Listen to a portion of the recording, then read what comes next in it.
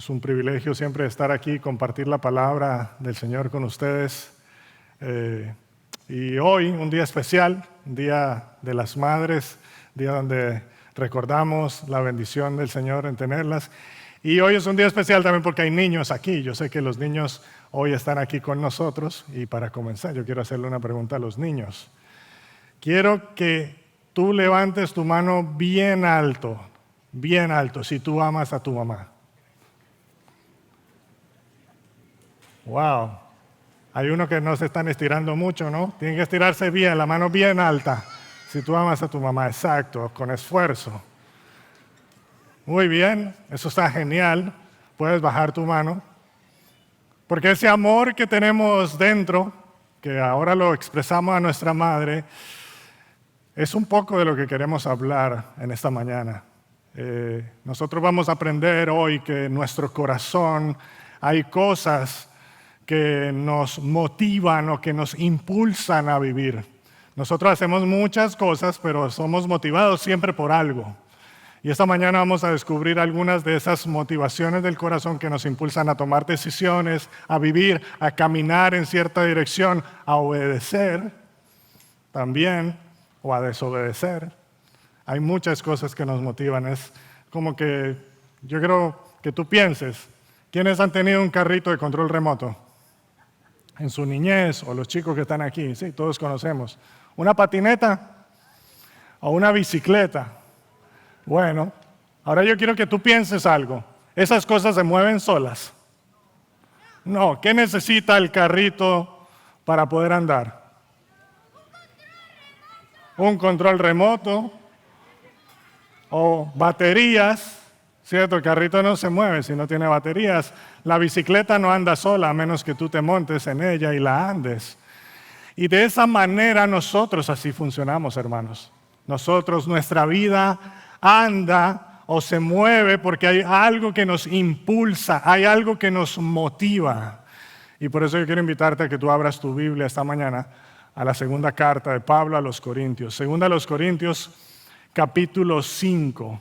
Es donde vamos a estar meditando esta mañana, segunda a los Corintios, capítulo 5.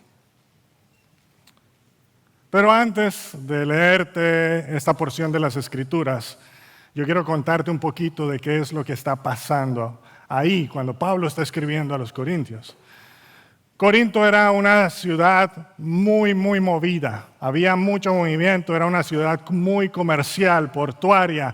Gente venía de diferentes lugares, iban a Corinto a negocios o a buscar placer o a buscar fama, a buscar poder, a buscar muchas cosas. Así que Corinto era una ciudad tremendamente movida. Y si tú querías vivir en Corinto, y si tú querías ser exitoso en Corinto, y si tú querías sobresalir en esa ciudad, tú tenías que ser impresionante también. Tú tenías que hablar muy bien, tú tenías que lucir muy bien, tú ibas a necesitar títulos, tú ibas a necesitar impresionar a las personas con lo que tú eras. Y adivinen qué pasó con Pablo entonces. Porque nosotros cuando pensamos en el apóstol Pablo, yo creo que todos nosotros pensamos en el apóstol Pablo y decimos, Pablo lo tenemos hasta allá arriba, como que Pablo, uno lee sus cartas y era impresionante, o sea, uno lee todo lo que él escribía, pero yo quiero que ustedes vean algo de Pablo, porque Pablo llega a Corinto y no encaja de ninguna manera, tanto así que mira lo que decían los corintios de él en 2 Corintios 10:10, dice, Pablo en persona es poco impresionante. Y su manera de hablar es despreciable. O sea que para muchos Pablo era un don nadie. Pablo no era fuerte, no parecía exitoso ni popular, pero aunque Pablo fue muy rechazado y muy criticado y muy despreciado, Pablo no se ofendió por los corintios, no se fue, no los abandonó, al contrario, los buscó una y otra vez. Pablo les escribió cartas. Pablo los visitó, oró por ellos, les habló con el corazón y aquí es donde eso nos involucra a nosotros. Porque yo quiero hacerte una pregunta. ¿Quién sigue amando y quién sigue sirviendo cuando lo único que tú recibes de regreso es rechazo, oposición, críticas y comparaciones? Bueno, yo creo que la mayoría de nosotros no reaccionamos como Pablo. Cuando alguien nos ignora, ¿qué hacemos nosotros? Cuando alguien nos critica, ¿qué hacemos nosotros? Cuando alguien no responde como nosotros esperábamos, ¿qué hacemos? Yo creo que si somos honestos, muchas veces nosotros nos alejamos. Si tú entras a un ambiente medio tóxico en donde la gente te critica, te ignora, te habla mal, uno quiere salir huyendo de ahí. Cerramos el corazón, nos protegemos y pensamos, yo no voy a aguantarme esto. No, yo no voy a soportar esto. No sé si los niños aquí alguna vez tuvieron algún amiguito que los dejó fuera de un juego en el recreo.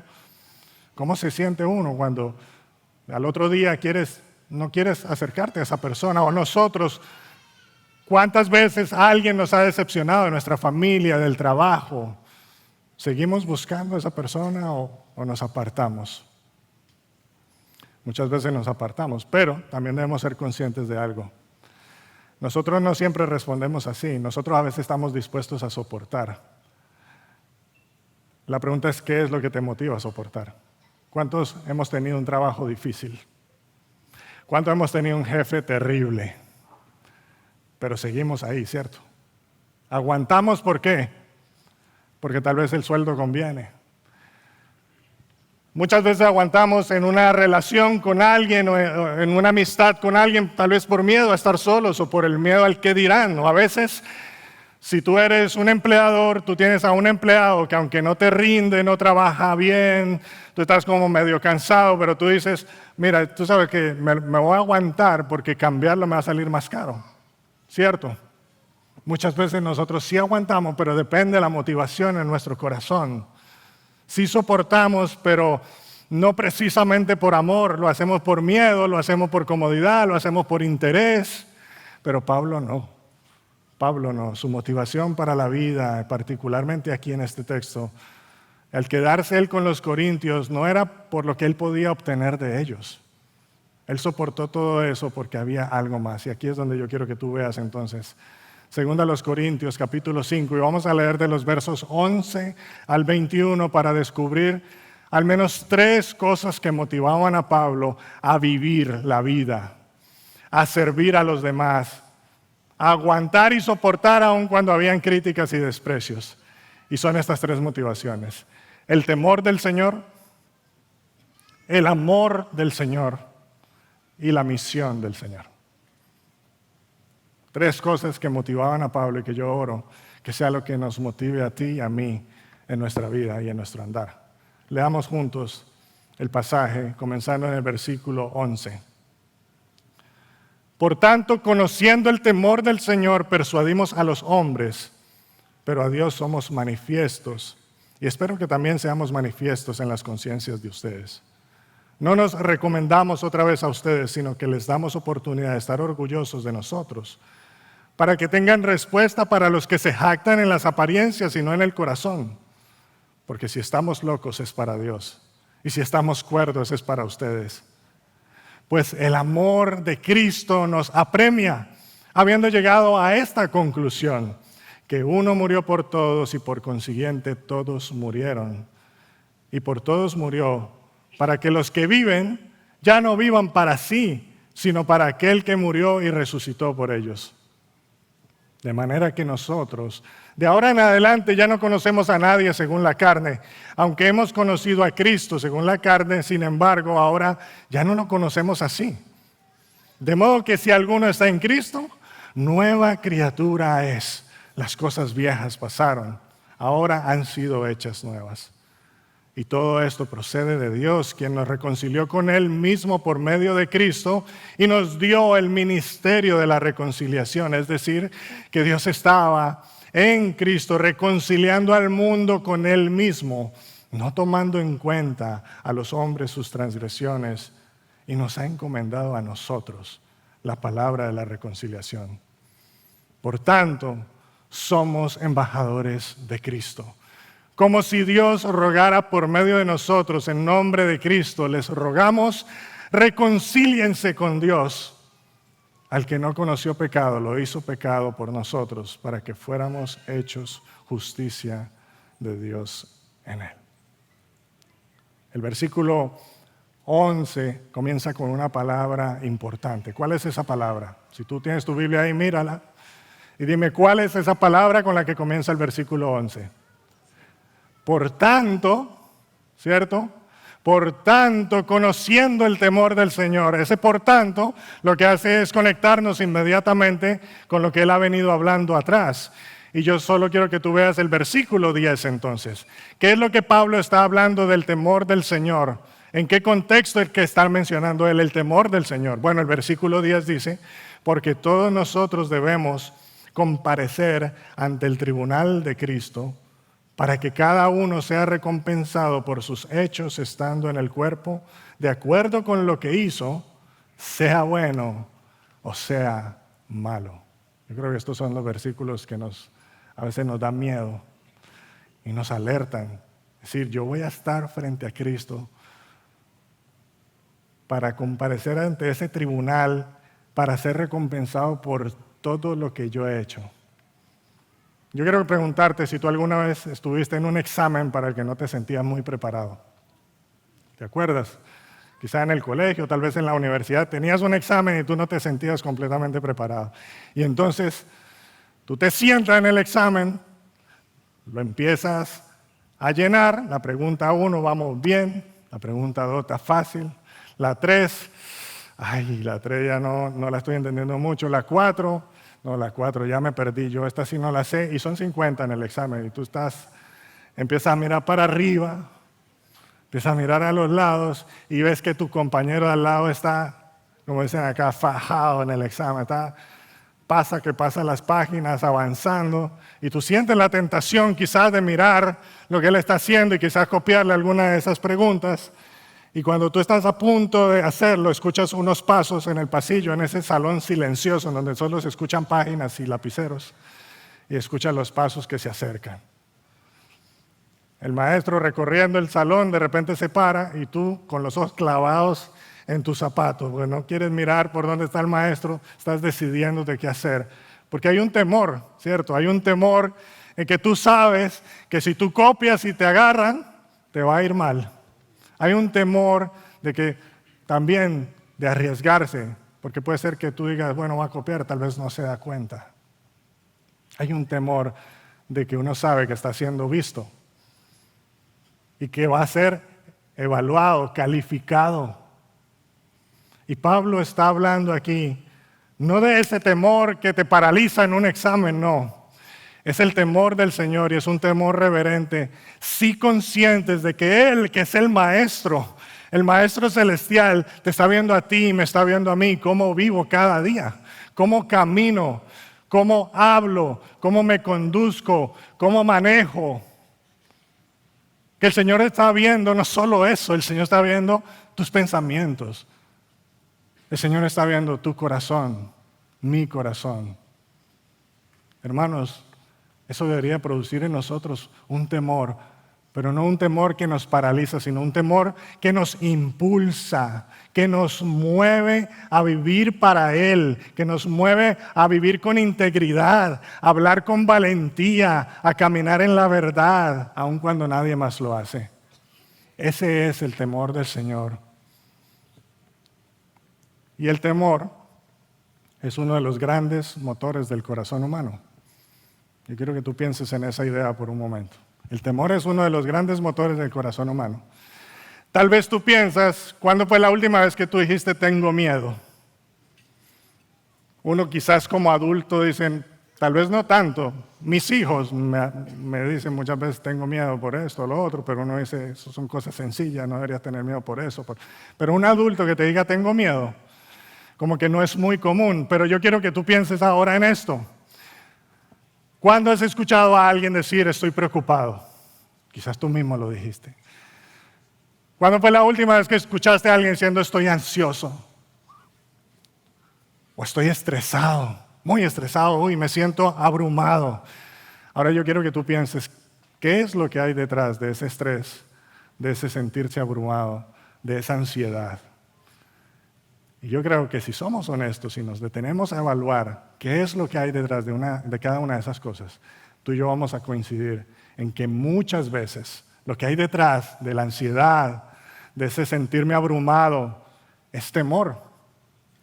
Es temor a fallar, es temor a no llegar a la meta. Estoy preocupado porque no voy a llegar a la meta, porque no voy a lograr alcanzar la altura, porque no voy a lograrlo, voy a ser irrelevante, voy a decepcionar, voy a fallar. Y Pablo en Corinto estaba siendo altamente cuestionado por la iglesia. Decían que él le faltaba integridad, que no tenía las credenciales suficientes, que Pablo no tenía el carisma, que no era elocuente como los demás predicadores que estaban ahí afuera. Pablo no daba la talla. ¿Y cuántos de nosotros, decimos Pablo, cuántos de nosotros quisiéramos servir a una iglesia como la de Corinto? Ir a predicar a la iglesia de Corinto. Nos cuesta aceptarlo y tal vez no lo habíamos visto de esta manera, pero muchos de nosotros vivimos con temor del hombre. Cuando nosotros vemos situaciones así, nos apartamos. Y el pastor Ed Welch escribió un libro muy bueno que se llama Cuando la gente es grande y Dios es pequeño. Y ahí él define el temor al hombre como una forma de idolatría que ocurre cuando las personas, es decir, la aprobación, cuando el rechazo o la opinión de una persona es más importante para mí que lo que Dios ha dicho. Es un temor que pone nuestra identidad y nuestra seguridad en manos de alguien más en lugar de en las manos de Dios.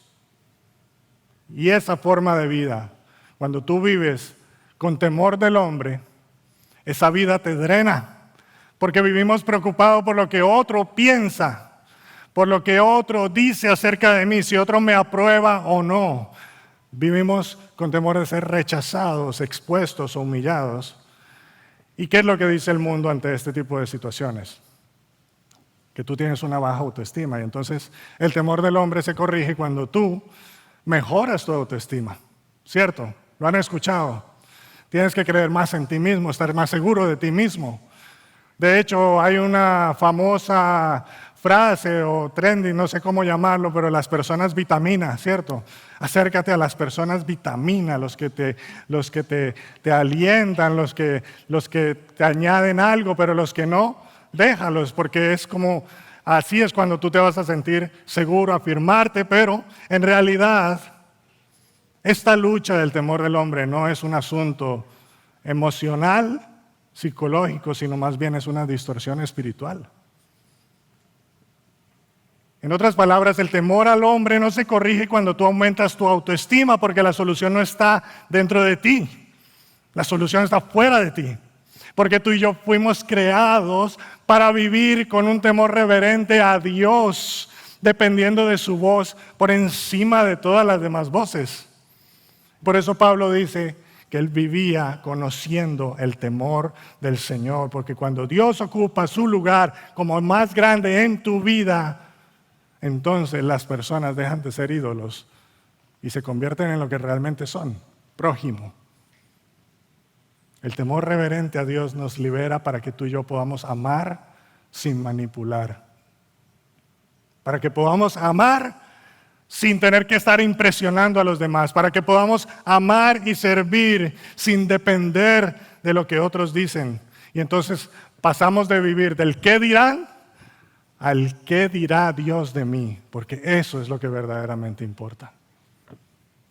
Y por eso es que Pablo escribe en el versículo 11, pero lo que somos, dice Pablo, está plenamente manifestado delante de Dios. En otras palabras, Dios conoce mi corazón y eso me basta. Dios conoce mi corazón. Y en aquellos días había unas personas que se autoproclamaban superapóstoles. Eran hombres que hacían maravillas, aparentemente milagros, hablaban súper bien, eran súper elocuentes, pero Pablo decía, pero ellos no son sinceros. Sus vidas son vacías, son falsas. Eran personas que vivían predicando incluso el evangelio, pero no por las razones correctas. Y eso es lo que hace el temor al hombre, hermanos, nos lleva a vivir vidas hipócritas. Nos lleva a vivir vidas de apariencias, llenas de buenas obras, pero vacías delante de Dios. Y por eso el Señor nos alienta y nos alerta en esta mañana para decir, tú y yo necesitamos vivir conscientes de que un día tú y yo estaremos frente al tribunal de Cristo. De modo que tú y yo debemos vivir nuestra vida para ser aprobados por la audiencia del único que verdaderamente importa. Y ese enfoque y esa reverencia es lo que mantuvo enfocado a Pablo, porque él no tenía temor del hombre, porque él temía al Señor. Yo sé que muchas veces, hermanos, tú y yo nos vamos a encontrar frente a la tentación y a la presión de impresionar a los demás, de buscar la aprobación de los demás, de buscar el aplauso o de aparentar una vida cristiana impecable. Y hoy tú debes recordar que ese camino, hermano, es vacío. Pero si tú y yo caminamos en el temor del Señor con una conciencia limpia delante de Él, entonces tú podrás decir como Pablo, lo que yo soy está claro delante de Dios. Y entonces eso me basta, porque eso es todo lo que realmente importa. Vivir sabiendo que Dios te ve. El temor del Señor es vivir sabiendo que Dios te ve, hermano. Te ve en lo público y te ve en lo privado. La segunda motivación que vemos en la vida de Pablo es el amor de Cristo. El amor tiene la capacidad de hacer locuras, ¿cierto? Yo quiero que pienses cuál fue la cosa más loca que tú hiciste por amor. Tal vez en tu juventud, o tal vez recientemente. ¿Qué fue la cosa más extraña, extravagante, arriesgada que tú hiciste por amor? Bueno, yo te voy a contar el relato de alguien que hizo una locura por amor. Y este hombre se llama Tad. En Estados Unidos, en julio del 2002, este hombre que trabajaba como interno de la NASA se enamoró perdidamente de una compañera a la que le prometió demasiadas cosas. Entre esas, que él quería darle una prueba de cuánto la amaba, así que Tad y otros cómplices planeaban robar las rocas lunares que se habían recolectado durante las misiones del Apolo y estaban resguardadas por el gobierno de Estados Unidos como parte del patrimonio científico de la humanidad. Nada más quería hacer eso, Tad, iba a robarse unas cuantas de esas piedrecillas. Así que Tad, impulsado por adrenalina y él dice amor, logró burlar la seguridad de la NASA y logró entrar al laboratorio. Y logró sacar las piedras lunares. Pero después cuando lo entrevistaban a Tad, decían, Tad, ¿qué hiciste? ¿Por qué hiciste eso? Lo hice por amor, dijo en las entrevistas. Por supuesto, a Tad lo agarró el FBI, 8 años de prisión, muchas gracias. Pero nosotros concluimos que así como el temor, como tú y yo hacemos muchas cosas por temor, también hacemos muchas cosas por amor. Nosotros aguantamos muchas cosas por amor. Nosotros soportamos muchas cosas por amor. Y lo mismo pasaba con Pablo. Y ¿qué era lo que a Pablo lo motivaba a estar ahí entre los corintios con toda esa oposición que él tenía? Mira el versículo 14, ¿qué es lo que Pablo dice? Porque ¿qué era lo que lo impulsaba a él? El amor de Cristo, dice el versículo 14. El amor de Cristo nos controla. Pero yo quiero que tú observes dos cosas importantes aquí. Lo que movió a Pablo no fue el amor que Pablo sentía por Cristo. Eso es distinto. Él no está hablando de su medida de amor a Dios. Él está hablando de la inmensa medida del amor de Dios por él. Eso era lo que a Pablo lo motivaba, lo controlaba, lo capturaba, lo gobernó. Y esa diferencia es abismal. El amor de Cristo. Cuando Pablo dice me controla, haz de cuenta que es como los márgenes de un río. El río no se va para donde quiere, va por donde dice el margen. Es una fuerza que te sostiene, que te guía, que te dirige. Pablo no elegía para dónde ir, era el amor de Cristo el que lo controlaba y le marcaba el paso y la senda por donde él debía andar. y no había manera de escapar. Pero segundo, lo que motivó a Pablo no fue un amor emocional, y eso a mí me llamó mucho la atención, porque mira lo que él dice ahí mismo en el versículo 14, habiendo llegado a esta conclusión. Esa frase se puede traducir como, hemos evaluado cuidadosamente la realidad de la cruz y hemos llegado a esta conclusión razonada. No es un emocionalismo, no es que un domingo yo canté y ahora me siento como que hoy sí le hice todas las promesas a Dios y lo amo y voy a seguirlo. Pablo dice, no, esto no es un emocionalismo, esto es algo razonado, es algo que yo he pensado y hemos llegado a esta conclusión. No era una emoción pasajera, era una convicción profunda donde Pablo decía, Cristo me ama y eso lo cambia todo para mí. Pablo entendió el amor de Dios a la luz de la cruz. Cuando Pablo dice, uno murió por todos y por consiguiente todos murieron, hermano, eso no es una metáfora, es un diagnóstico espiritual. Y yo quiero que tú pienses en esto, porque otra vez estas son cosas que nosotros hemos escuchado demasiadas veces en la iglesia. Demasiadas veces, tú las sabes, Cristo murió por nosotros, Cristo murió por ti. Pero ese conocimiento tiene que bajar al corazón. Que tú entiendas lo que significa que Cristo murió por ti, ese diagnóstico espiritual. Tú estabas muerto, yo estaba muerto, estábamos perdidos en nuestras culpas, no teníamos fuerzas para librarnos, éramos esclavos de nuestros deseos. Estábamos en una oscuridad tan densa que ni siquiera sabíamos que existía la luz. Para nosotros venía un juicio seguro.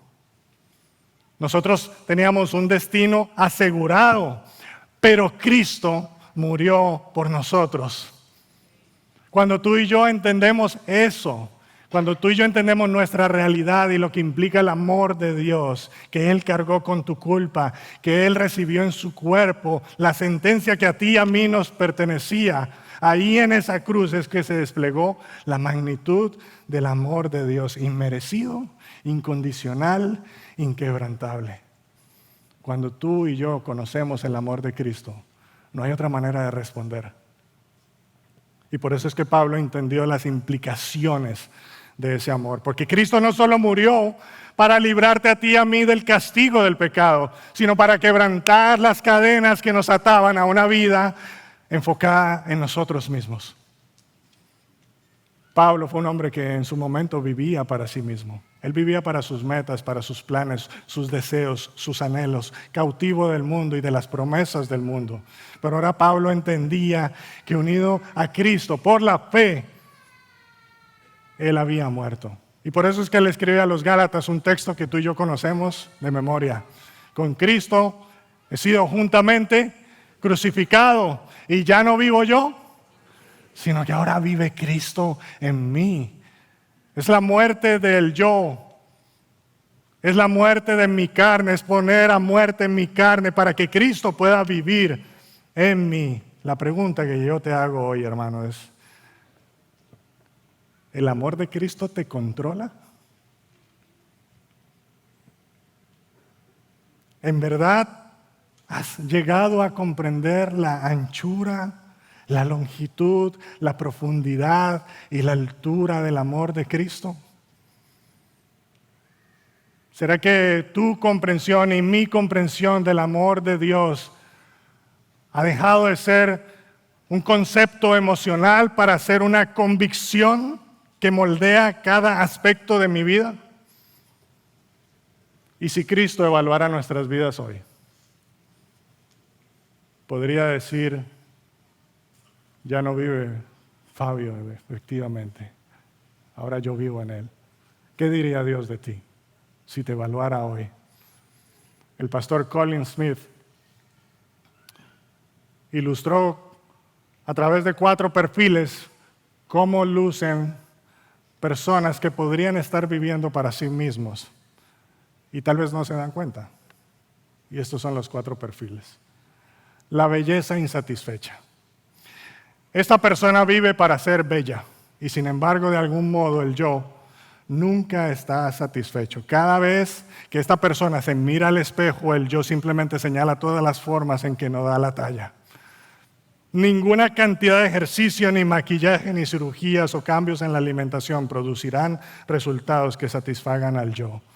Y una preocupación constante o una insatisfacción constante con nuestra apariencia puede sugerir que estamos viviendo para nosotros mismos.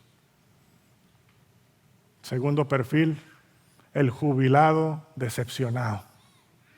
Esta persona dice, mira hacia atrás en la vida y se pregunta por qué no logré más. Mira a los demás y ven lo que tienen, ve su posición financiera y se enoja consigo mismo por lo que no tiene y se enoja con los demás por lo que tienen. Y a veces esa decepción hace que culpe a los demás, pero la miseria permanece. Ese estado de constante decepción con nosotros mismos puede sugerir que tú y yo estamos esclavizados al yo.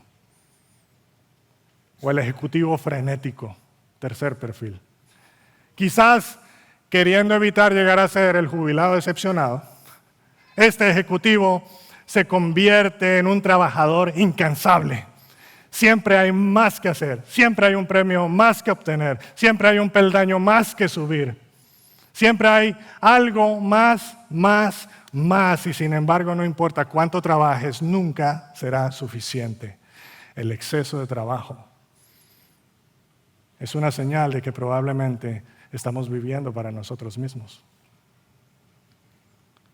El padre preocupado, cuarto perfil. Se ve impulsado por el temor de no estar haciendo lo suficiente por sus hijos. Hay más programas en los que podrían inscribirse. Hay mejores escuelas a las que podrían asistir. Hay carreras más prestigiosas que podrían perseguir. El padre preocupado pone a los hijos bajo una presión creciente para que den la talla, porque después de todo, los hijos son un reflejo de sus padres. Y cuando los hijos toman malas decisiones o tienen dificultades en sus estudios, parecen estar fracasando y entonces el yo tirano exige satisfacción. Y esa, hermanos, puede ser una señal de que probablemente estás viviendo para ti mismo. Tad hizo algo loco y arriesgado, ciertamente. Pero nadie ha hecho algo más radical y extremo que Cristo, quien dejó su trono y su gloria para humillarse tomando forma de siervo, para venir a buscar a pecadores perdidos y rebeldes, enemigos, para llevar sobre sus propios hombros la carga de nuestros pecados, pagar con su propia vida el castigo de nuestra maldad. Y es cuando Pablo entiende eso. Cuando Pablo entiende eso en su corazón, ya no pudo vivir de otra manera. Y por eso es que él escribe el versículo 17. Que quizás es el que conocemos todos de este capítulo.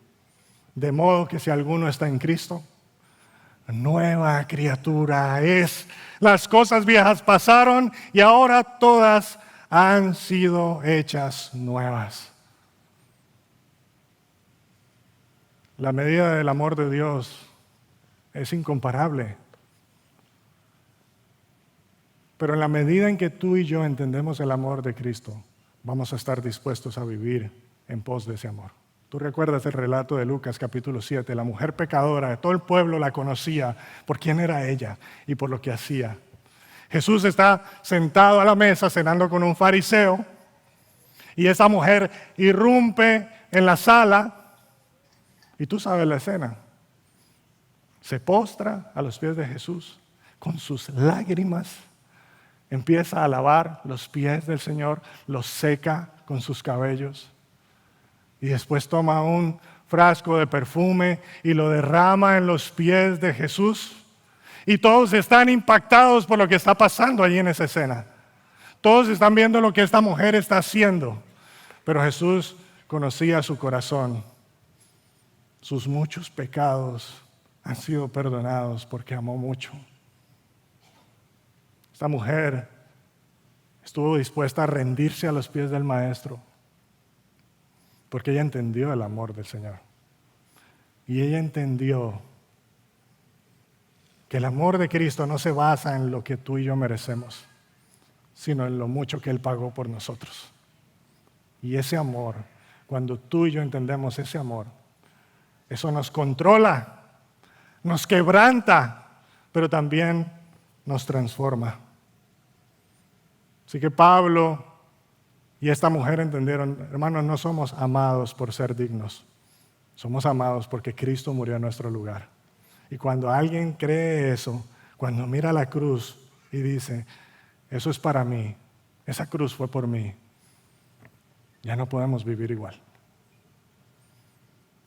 La tercera motivación de Pablo era la misión de Dios.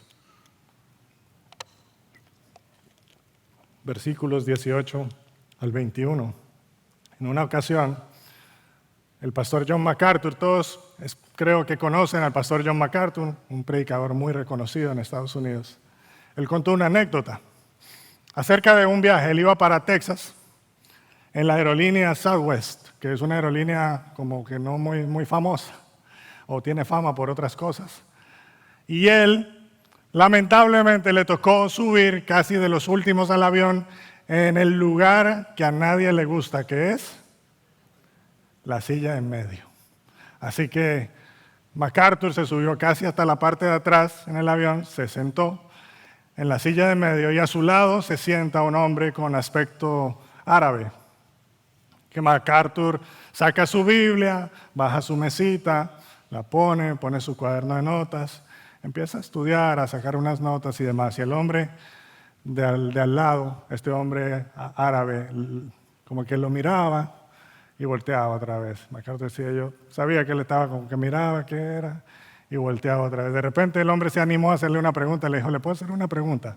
Sí, claro. ¿Eso es una Biblia? Sí, eso es una Biblia. Y le puedo hacer una pregunta religiosa.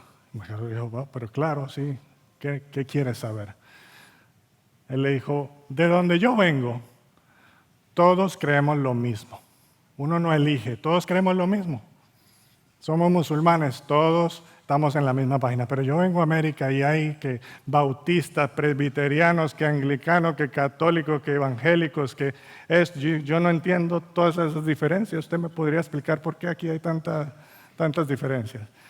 MacArthur se tomó el tiempo para explicarle, dice, traté de ser lo más sencillo posible para que un hombre que no tiene ningún contexto pueda entender eso. Y entonces MacArthur dijo, bueno, ahora que yo te expliqué, ahora yo te puedo hacer una pregunta a ti. Y el hombre le dijo, bueno, sí, está bien. ¿Ustedes tienen pecados? Y él le dijo, sí, claro, nosotros tenemos tantos pecados que yo ni sé contarlos. Y le dijo, ¿y tú pecas? Entonces el hombre le dijo jocosamente, MacArthur dice, el hombre me dijo, de hecho voy a Texas a pecar. Y MacArthur dijo, wow, pero está bastante abierto este señor. Y le dijo, ¿y tú qué piensa Alá de eso que tú haces? Entonces dijo, bueno, seguro que Alá piensa que todo esto está muy mal y posiblemente yo me voy a ir al infierno. ¿Y por qué no dejas de hacerlo entonces? No puedo, le decía él, yo no puedo dejar de hacerlo. ¿Pero tú tendrías alguna esperanza para evitar ir al infierno? Y él dijo, solamente que el Dios me perdone. No Alá, sino dijo el Dios. Y entonces MacArthur se quedó mirándolo y le dijo, bueno, pues yo conozco al Dios verdadero personalmente y Él no va a perdonarte así nomás. Y el hombre se quedó con los ojos abiertos, porque ustedes saben que en la cosmovisión, los musulmanes, ellos no conciben que alguien puede conocer al Dios que es intrascendente. No hay nadie que pueda llegar hasta esas alturas. Entonces el hombre le dice, tú conoces a Dios personalmente y vas en Southwest sentado en el asiento en medio. Tú deberías tener tu propio avión con eso que tú me estás diciendo. Y MacArthur dice, bueno, yo tomé la oportunidad ahí para decirle, a menos que tú seas reconciliado con Dios, quien ha diseñado un camino para que tú puedas volver a Él y estar con Él, así es que tú podrás llegar a ser perdonado. Y el hombre le dijo, dime cuál es ese camino. Y entonces MacArthur dice que el resto del viaje pues, fue compartirle el Evangelio, pero ese camino, hermanos, es del que Pablo está hablando aquí en los versículos 18 y 19. A diferencia de todas las religiones del mundo antiguo, donde el ser humano tiene que buscar la reconciliación con su Dios, en el Evangelio de Cristo es Dios quien toma la iniciativa. Ese Dios que está allá arriba en santidad, en donde todas las religiones del mundo están diciéndote, tú tienes que escalar y tratar de subir para llegar a Él, y tienes que cumplir esto y esto y esto y esto y esto, y tú no lo vas a lograr como quieras. Cristo nos dice, tú no tienes que subir, tú no puedes subir, tú no vas a llegar, y por eso es que yo vengo a ti. Y por eso es que Dios se encarna y viene a buscarnos a nosotros. Como dijo el teólogo Alexander McLaren, suplicar por amor y rogarle al enemigo que abandone su enemistad no es lo que hace un rey, eso es lo que hace un rebelde. Pero aquí, en una sublimación que trasciende todo precedente humano, el amor entronado se inclina para rogarle al rebelde que yace impotente a sus pies, que abandone su amargura y regrese a la gracia que está lista para derramarse sobre él. Pablo está hablando aquí y él empieza a usar un lenguaje comercial cuando en el versículo 19, Dios no tomando en cuenta a los hombres sus transgresiones. Él no está diciendo que tus pecados y mis pecados Él los ignora, porque Él se tapa los ojos para no ver lo que tú estás haciendo. No, eso no es lo que Pablo está diciendo. Él está diciendo, yo veo, recuerdan, Dios ve todo lo que tú y yo hacemos. Lo que pasa es que Él ve lo que tú y yo hacemos. Y ese pecado no lo pone a tu cuenta, lo pone a la cuenta de Cristo. Porque Él no toma en cuenta los pecados de los hombres, sus transgresiones. Todos nuestros pecados, sean por ignorancia o por rebelión deliberada, no son imputados a nosotros porque han sido cargados a la cuenta de Cristo. Pero eso no es todo. Pablo continúa diciendo, Dios nos ha encomendado a nosotros la palabra de la reconciliación y por eso somos embajadores. Y aquí es donde se reúne y se resume toda nuestra identidad. Dios, el autor de la reconciliación, Cristo, el medio de la reconciliación, y tú, hermano, el mensajero de la reconciliación. No tienes que inventarte un mensaje. Solo somos llamados a proclamarlo. No somos los que producen la reconciliación, somos los que anuncian algo que ya fue logrado por Cristo. Yo sé que como aquí hay niños y hay muchos padres y madres, todos se identifican.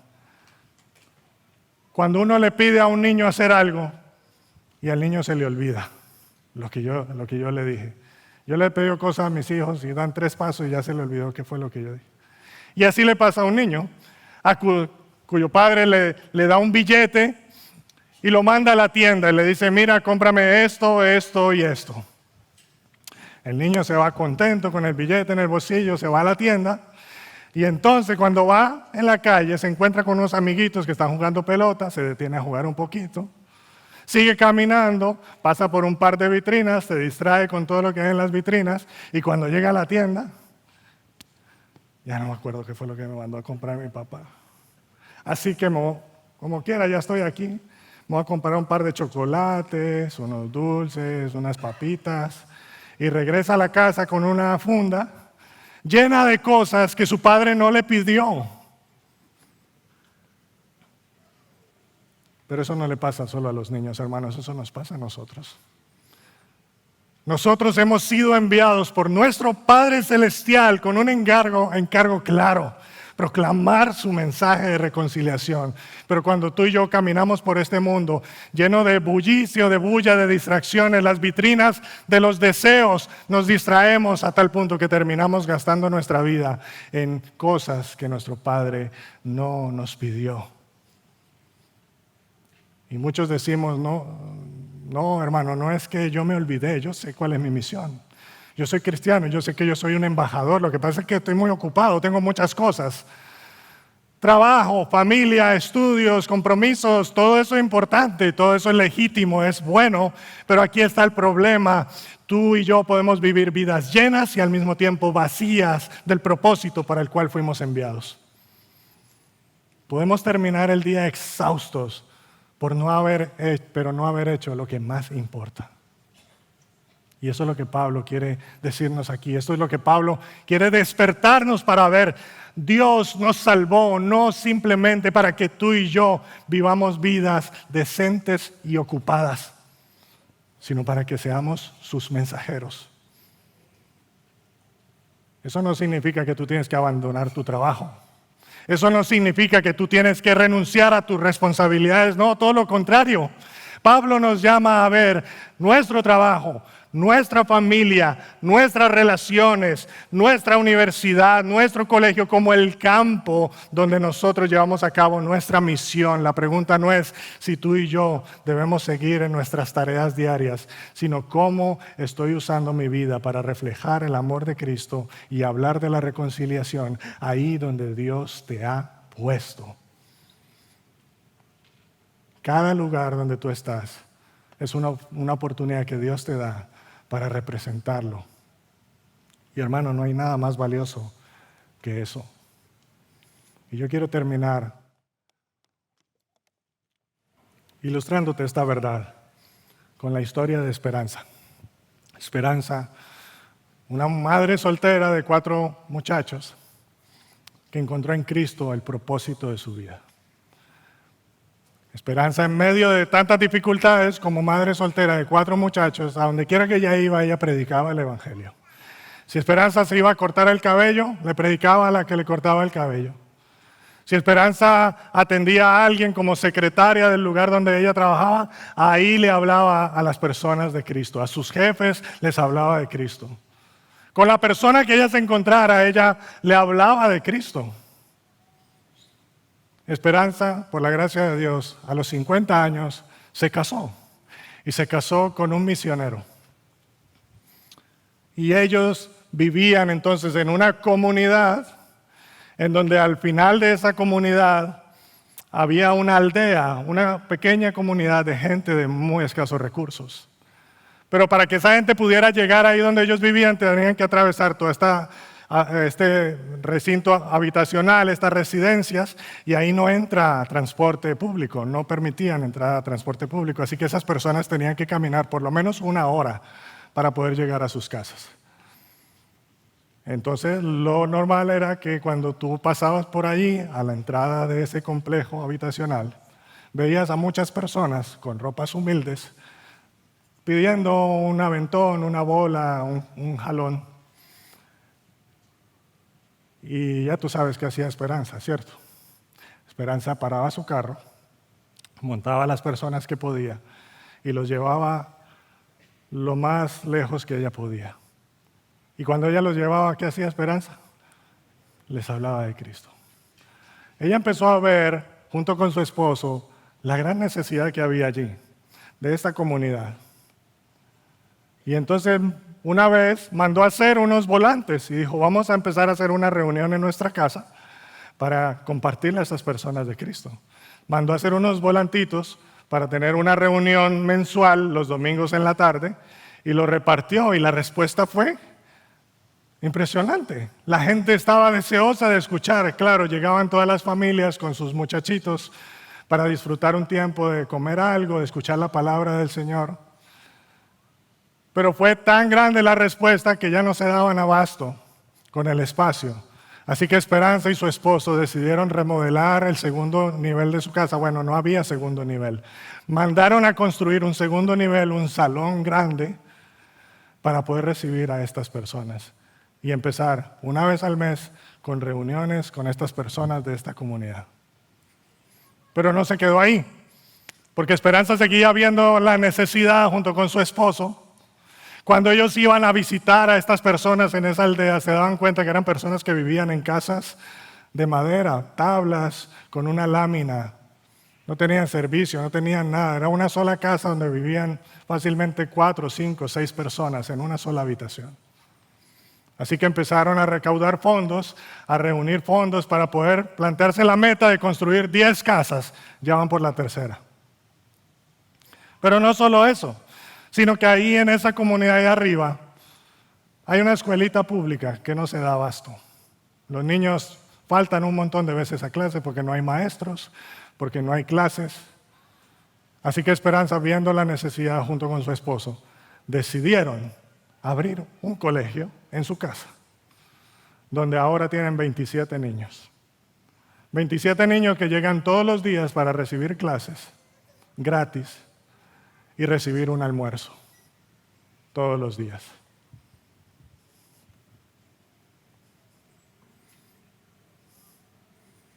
Esperanza tiene casi 70 años. Su esposo, que tiene 80, 83 años, fue maestro del seminario por muchos años, pero ahora le está luchando con episodios de pérdida de memoria frecuente. Las rodillas de Esperanza ya están fallando. Está teniendo algunos pequeños problemas en su cadera. El paso de los años está cobrando factura, como dice Eclesiastés.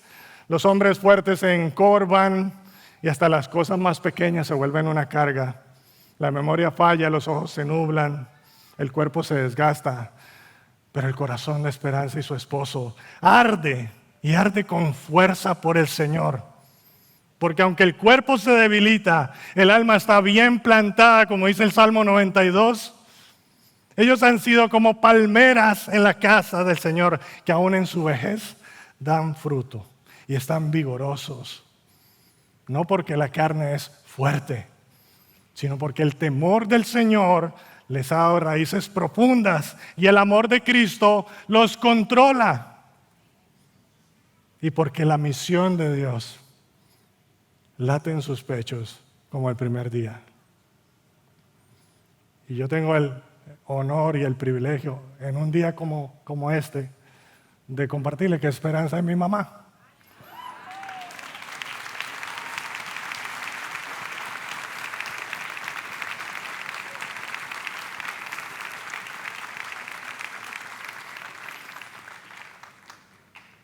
Cuando tú ves a alguien que se invierte, que derrama su vida a Cristo, es porque alguien ha entendido el amor de Dios. Si Dios lo dio todo por ti, ¿qué vas a dar tú? Yo le decía a mi mamá, mami, abrí un segundo piso para traer gente que usted no conoce. ¿Qué necesidad? Pudiendo estar de vacaciones, pudiendo invertir su vida y su tiempo en tantas otras cosas que el mundo te ofrece, pero que tú y yo tengamos claro para qué estamos aquí. Eso es lo que el Señor quiere. Que tú y yo podamos vivir nuestras vidas para Él, sabiendo que Él te ve, sabiendo todo lo que Él dio por ti. Que sea el amor de Cristo el que inunde tu corazón y te controle a tal punto que todo lo que tú haces en tu trabajo, en tu familia, con todo lo que el Señor te ha dado, hermano, que sea para Él, que sea para Él, porque tú y yo somos sus embajadores. Y yo quiero terminar leyendo para ti justamente la porción que sigue, 2 Corintios, pero capítulo 6, versículo 1 y 2. Pablo dice, como colaboradores de Dios, les suplicamos que no reciban este maravilloso regalo de la bondad de Dios y luego no le den importancia. Wow. ¿Cuántos de nosotros hemos recibido el maravilloso regalo de la bondad de Dios y nos hemos olvidado? Quiero que inclines tu rostro y cierres tus ojos y vamos a orar al Señor. Señor, gracias por tu palabra. Gracias, Señor, porque cada día tú nos alientas y nos instruyes y nos corriges. Y tú alineas nuestro corazón tanto, nos necesitamos tanto, Señor. Hoy yo quiero pedirte perdón junto con mis hermanos, con esta iglesia, por las tantas veces, Señor, en que nosotros hemos vivido temiendo al hombre y no temiéndote a ti. Por las múltiples veces y las diversas maneras en que, Señor, nuestro corazón está lleno de tantos deseos por construir nuestros propios reinos y vivir para nosotros mismos y nuestros placeres, que dejamos de ver lo que verdaderamente importa y la razón por la cual tú nos has puesto en este mundo. Yo te quiero pedir perdón, Señor, por las múltiples veces en que tú nos has mostrado de una manera clara cómo es que nosotros podemos invertir nuestra vida, edificar nuestra vida, y hemos sido desobedientes y hemos sido negligentes. Perdónanos, Señor. Perdónanos porque siendo embajadores tuyos no te hemos representado, no hemos hecho lo suficiente para corresponder al gran amor que tú nos has mostrado, que tú siendo el Rey de Gloria, el Dios poderoso sentado en su trono, que se inclina a rebeldes, a enemigos, para suplicarles, reconcíliense conmigo. Ese es el amor que tú nos llamas a imitar. Es el amor que tú nos has dado. Ayúdanos a vivir conforme a eso. Señor, si hay alguien aquí que ha resistido tu amor, abrazando su pecado, quizás tratando de ganar su propia justicia, tú hoy le dices, deja de pelear, cesa tu guerra, yo he hecho la paz, ven a casa.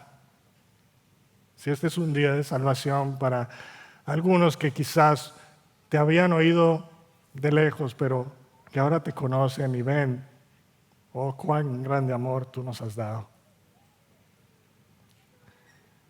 Pero Señor, para aquellos que hemos sido reconciliados contigo, Señor, ayúdanos a vivir como embajadores fieles. Vasos de barro para anunciar tesoros eternos. Y si hay alguien aquí que piensa, bueno, no sé cómo hacerlo, no sé cómo hablarle a alguien de Cristo, tú nos dices, el poder está en el mensaje, no en el mensajero. Ayúdanos a vivir, Señor, con una perspectiva eterna de la vida. Que podamos reconocer hoy que todo lo que yo tengo es tuyo, Señor. Mi vida no es mía, te pertenece. Mis hijos no son míos, te pertenecen.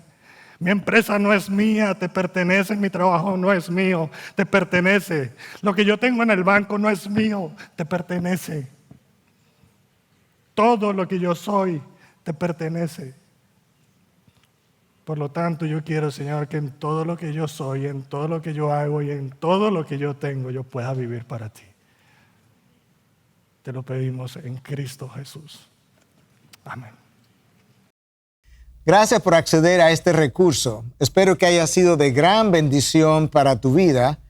Te sugiero que te suscribas a este canal de forma que tú puedas recibir notificación la próxima vez que hayamos subido un nuevo recurso que pueda servirte de instrucción y bendición.